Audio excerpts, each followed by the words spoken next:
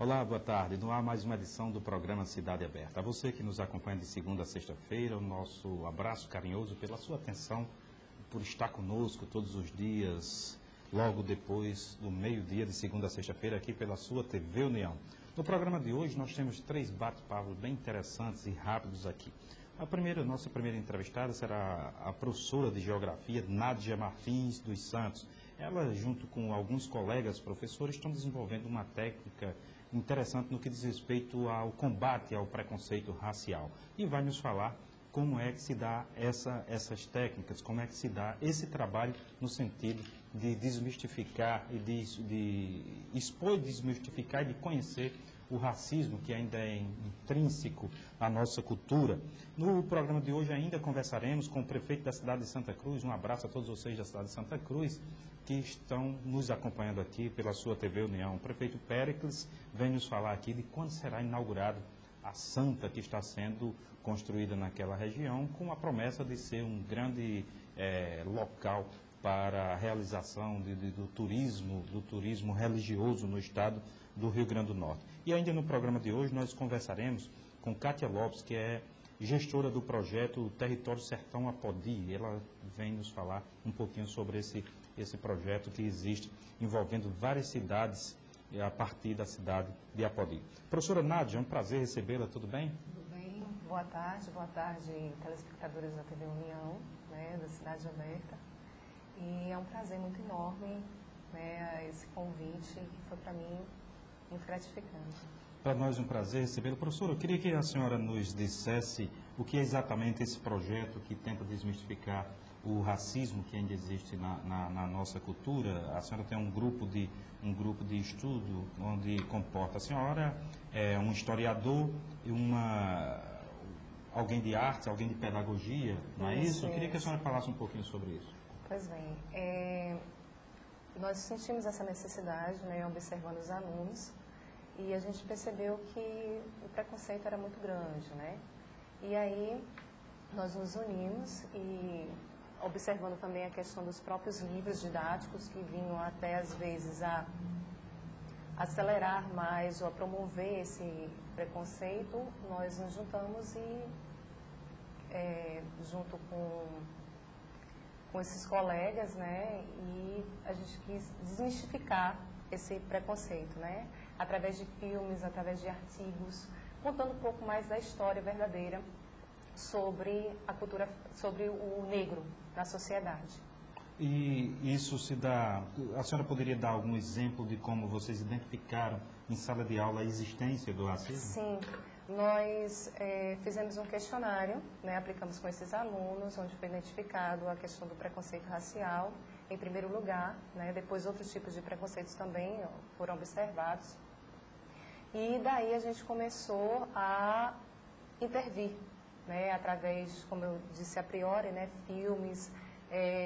A gente está promovendo agora a semana da cultura africana, vai ter uma semana só da cultura africana, mostrando a valorização do negro e seus afrodescendentes também. A gente teve a morte de Michael Jackson, ele que era um negro na infância e foi ficando branco, E o Gilberto Gil tem até uma música que diz: Bob Marley ainda resiste, Michael Jackson ficou branco e triste, Como é que a senhora percebe isso no imaginário dos alunos? Tem um reflexo desse tipo de comportamento? Sim, muito grande. Inclusive, até foi muito bom essa pergunta, que nessa entrevista uma coisa que nos preocupou bastante foi o relato de uma aluna, que ela disse que queria mudar a cor dela. Ela queria mudar a cor dela e não gostava da cor dela. E aí, até inclusive ela citou a questão de Michael Jackson, que ela queria ser, porque Michael Jackson começou, ele tinha a cor negra e foi ficando branco. E por isso mesmo a nossa preocupação, Poxa, o que é isso no imaginário de uma criança? Qual o problema que pode refletir para ela como adulto? Ela mesmo tendo preconceito com sua própria cor, ou seja, consigo mesma. Então, isso traz problemas assim sérios, com certeza. Para a autoestima, inclusive. A autoestima, exatamente. Isso tem a ver do fato do afro-brasileiro, quer dizer, ele está meio que separado da cultura dele, no que diz respeito à valorização de toda a cultura, inclusive da cor da sua pele? Acredito que sim. Acredito que sim. Por quê? Porque a gente percebe, por exemplo, hoje em dia, não que, mas a questão da chapinha, você vê a modificação do cabelo, não é isso?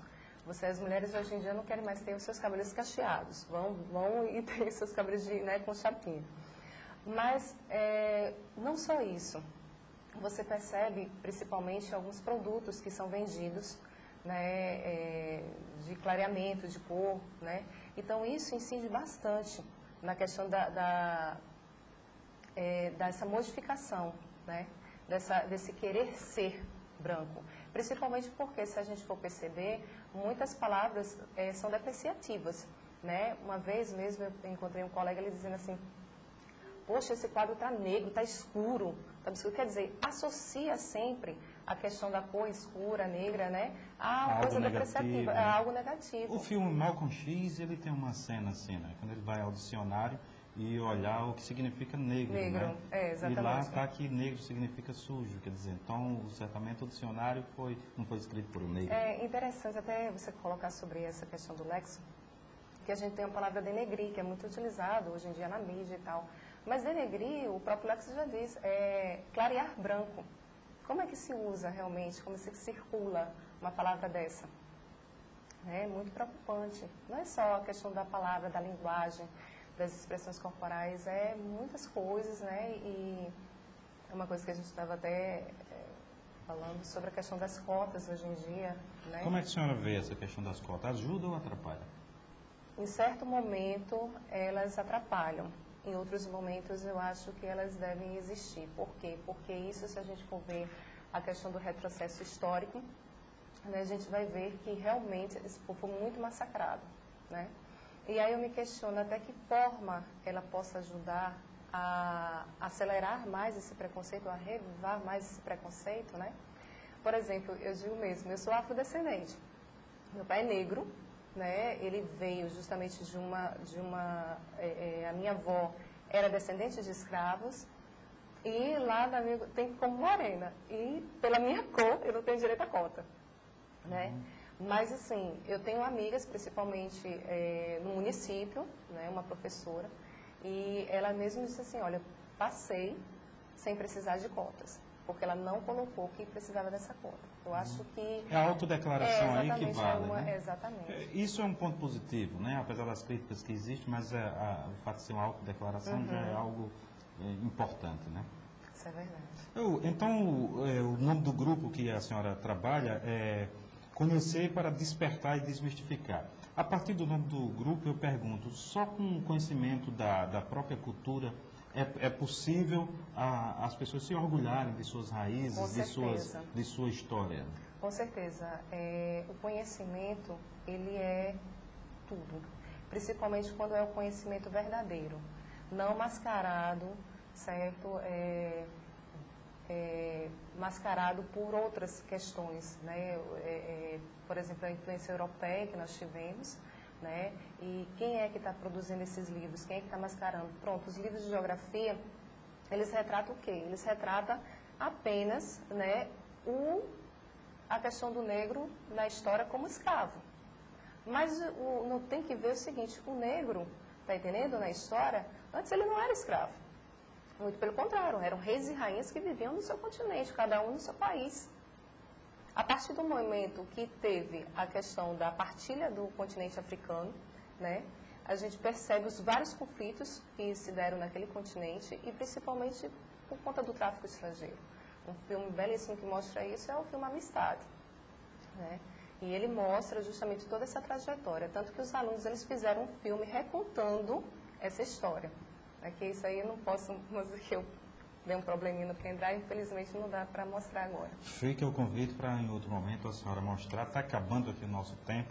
Nádia Martins dos Santos, professora, eu queria agradecer e parabenizar por esse trabalho bonito que a senhora desenvolve junto com os professores Jerônimo, quem mais? Chagas e Jacira. E Jacira, pedagoga. Perfeito. Muitíssimo obrigado. Obrigada também, bom dia e tudo de bom. Idem.